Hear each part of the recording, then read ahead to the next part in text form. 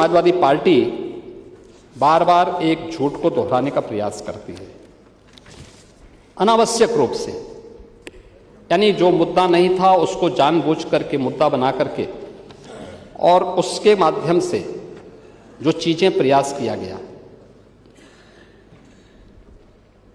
मैं कहता हूं, क्या हर व्यक्ति अपने लिए मुख्यमंत्री बनकर के प्रदेश के अंदर घूम जाएगा? कोई भी मंत्री का बोर्ड लगा करके घूम जाएगा? कोई भी समाजवादी पार्टी का राष्ट्रीय अध्यक्ष बनकर के कोई घूम जाएगा? एक सिस्टम है, एक व्यवस्था है। भारत के सनातन धर्म की भी यही व्यवस्थाएं हैं। शंकराचार्य का पद भारत की सनातन धर्म में सर्वोच्च और सम्मानित पद माना जाता है, बहुत पवित्र माना जाता है। इस सदन की व्यवस्था आप देखते होंगे, परंपरा से और नियमों से संचालित होता है। माघ मेला है, मौनी अमावस्या के दिन 4.5 करोड़ श्रद्धालु आया है। सबके लिए एक व्यवस्था बनाई गई है और कानून तो सबके लिए बराबर होता है। मेरे लिए कोई अलग कानून नहीं। अगर मैं अपराध करूंगा तो उसी कानून से मैं भी देखा जाऊंगा, जिस कानून से कॉमन मैन देखा जाएगा। मुख्यमंत्री का पद किसी कानून से ऊपर नहीं हो सकता।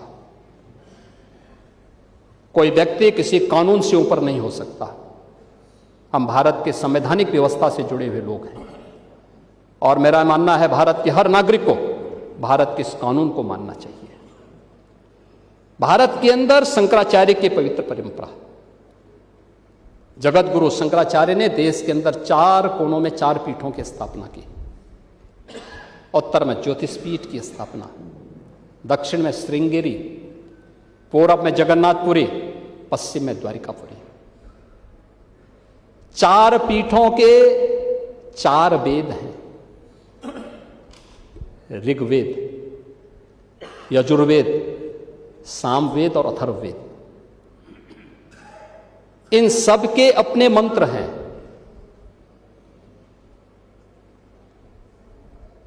ऋग्वेद,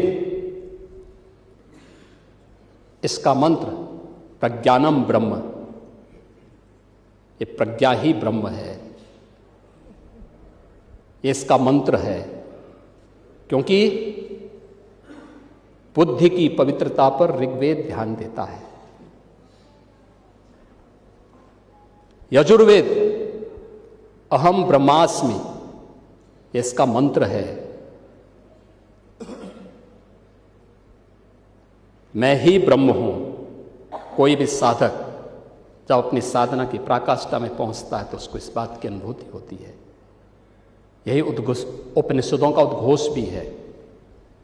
सामवेद तत्त्वमसि, यानी उस आत्मा के बारे में, तू ही वह है, यानी जिसको तू बाहर ढूंढ रहा है वो तुझ में ही है।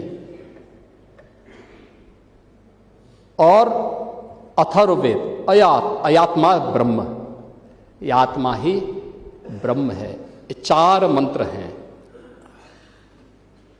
आदि जगत गुरु शंकराचार्य ने अनिवार्य किया है, जिस पीठ के लिए जो योग्य पात्र होगा उसका मंत्र, उसका भाष्य, आज की भाषा में आप कह सकते हैं थीसिस, वह विद्वत परिषद के द्वारा अप्रूव की हुई, उसके द्वारा और फिर उस परंपरा के द्वारा उसको मान्य किया गया। हर व्यक्ति शंकराचार्य नहीं लिख सकता। हर व्यक्ति हर पीठ के आचार्य के रूप में जाकर के जहां तहां वातावरण खराब नहीं कर सकता। उन मर्यादाओं का पालन सबको करना होगा।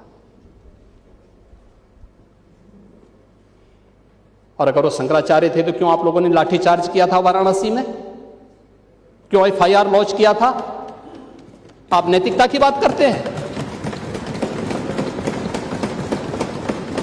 4.5 करोड़ श्रद्धालु जहां पर आए हों, वहां पर जो एग्जिट गेट है, जहां से श्रद्धालु बाहर निकल रहा है स्नान करके, उस द्वार, उस पेंटून से, उस मार्ग से किसी को बाहर निकलने का कोई वो नहीं, क्योंकि उससे अंदर जाने का कोई प्रयास करता है तो एक नए स्टैम्पेड को जन्म देता है, वहां पे नए भगदड़ को जन्म देता है, श्रद्धालुओं के जीवन के साथ खिलवाड़ करता है। एक जिम्मेदार और मर्यादित व्यक्ति कभी इस प्रकार का आचरण नहीं कर सकता, कभी नहीं कर सकता।